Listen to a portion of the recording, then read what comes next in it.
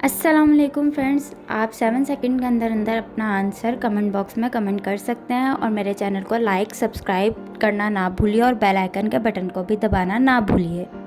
सवाल, रेफ्रिजरेटर में कौन सी गैस इस्तेमाल होती है?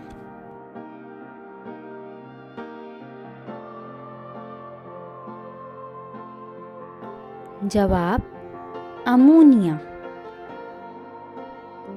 सवाल, कौन सी गैस ठंडी गैस कहलाती है?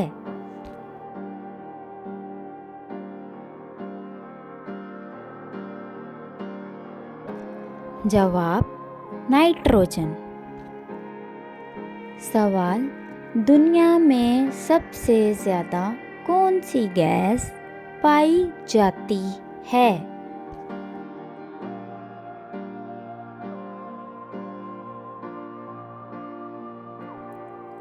जवाब, ऑक्सीजन।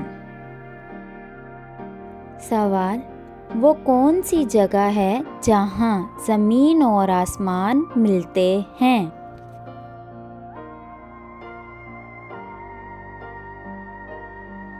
जवाब, पोनियाल में। सवाल, सूरज ज़मीन से कितना दूर है?